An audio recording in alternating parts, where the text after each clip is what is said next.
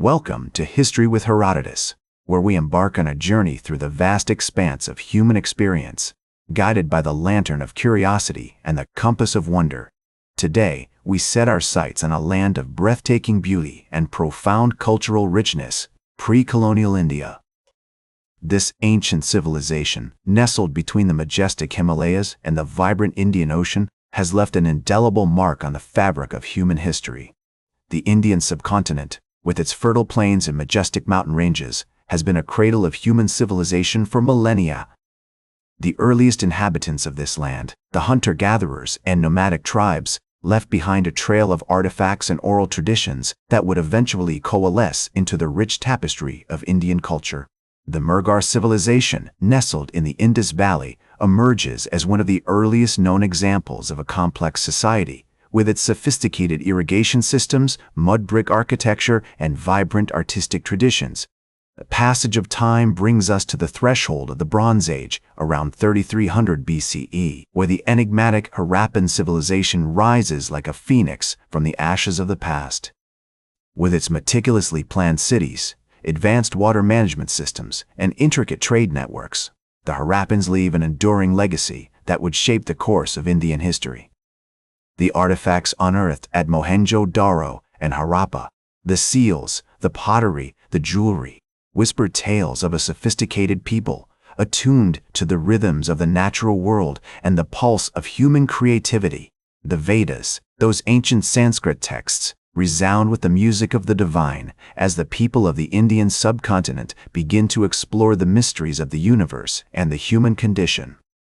The Vedic era sees the rise of a complex social hierarchy, with its varnas and castes, as well as the development of a rich philosophical tradition that would eventually give birth to Hinduism, Buddhism, and Jainism.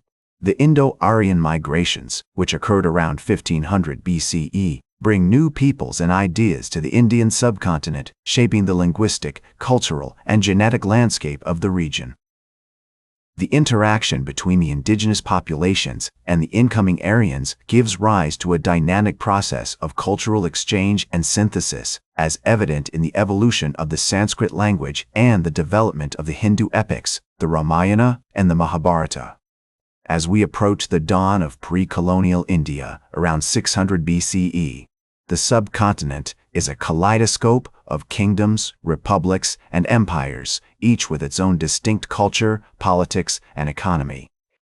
The rise of Buddhism and Jainism, with their emphasis on nonviolence, compassion, and spiritual inquiry, adds a new layer of depth to the Indian cultural landscape.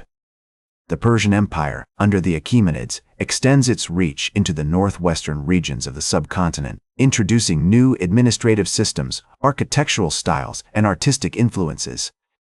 As the 6th century BCE unfolds, the Indian subcontinent becomes a hotbed of philosophical and spiritual inquiry, with the rise of influential thinkers like Mahavira and Siddhartha Gautama, who would later become known as the Buddha.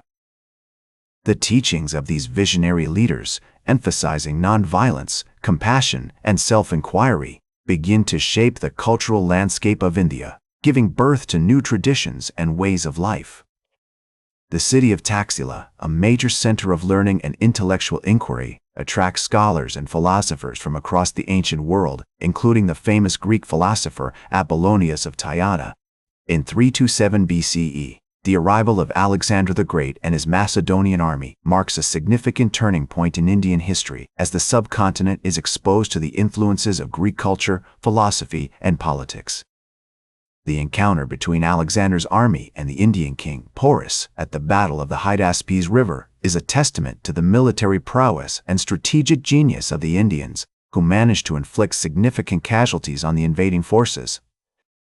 Although Alexander's campaign in India is ultimately cut short due to his death in 3020 BCE, the exchange of ideas and cultures between Greece and India leaves an indelible mark on the subcontinent. The Mauryan Empire, which rises to power in 322 BCE under the leadership of Chandragupta Maurya, becomes one of the most influential and expansive empires in Indian history. With its capital at Pataliputra, the empire stretches from present-day Afghanistan to Tamil Nadu and from Kashmir to Bengal, encompassing a vast territory that is home to diverse cultures, languages, and traditions. The Mauryan Empire's administrative systems, which include a sophisticated network of roads, canals, and trade routes, facilitate the exchange of goods, ideas, and technologies across the subcontinent. Under the reign of Ashoka the Great, who ascends to the throne in 269 BCE, the Mauryan Empire reaches new heights of cultural, philosophical, and spiritual achievement. Ashoka's conversion to Buddhism after the bloody conquest of Kalinga in 261 BCE marks a significant shift in his approach to governance as he begins to promote non-violence, tolerance, and compassion throughout his empire. The Edicts of Ashoka, inscribed on pillars and rocks across the subcontinent, serve as a testament to his commitment to spreading the teachings of Buddhism and promoting a more just and equitable society. As the Mauryan Empire begins to decline in the 2nd century BCE, the Indian subcontinent is once again fragmented into smaller kingdoms and republics, each with its own distinct culture, politics, and economy.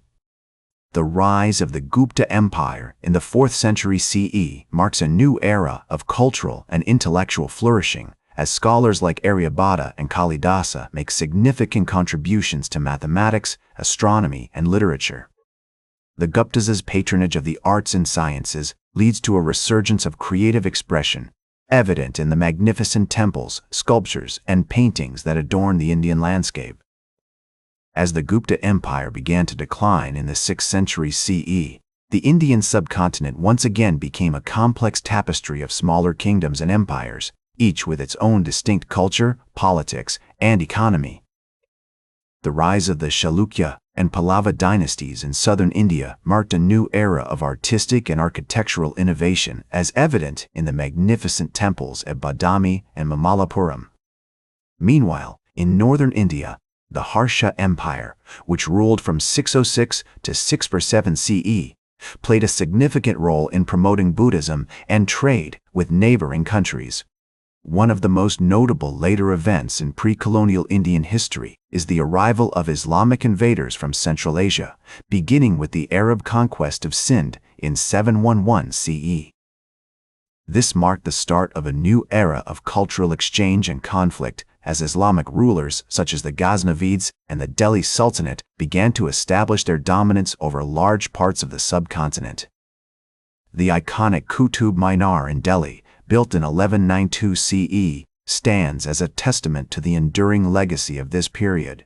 Despite the challenges posed by these invasions, pre-colonial India continued to thrive, with the Vijayanagara Empire in southern India emerging as a major power in the 14th century CE.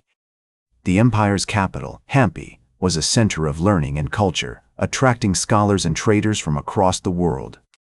As the French traveler Domingo Pais noted, "The city is very large and has a moat all around it, and the king has many gardens and palaces. The city is so big that it has many towns within it." As pre-colonial India drew to a close, the subcontinent was once again fragmented into smaller kingdoms and empires, each with its own distinct culture and traditions. The Mughal Empire, which rose to power in 1526 CE, marked the beginning of a new era of Islamic rule in India, with notable rulers such as Akbar and Shah Jahan leaving an indelible mark on Indian history. Today, pre-colonial India is remembered as a rich and diverse tapestry of cultures, empires, and traditions. Its legacy can be seen in the countless temples, monuments, and artworks that dot the Indian landscape, each telling a story of a bygone era. As the historian Romila Thapar has noted, the history of ancient India is not just a chronicle of events, but a reflection of the social, cultural, and economic processes that shape the lives of people.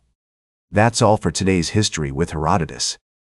Remember to like, share, and subscribe. And until next time, remember that to understand the present, we must first understand the past.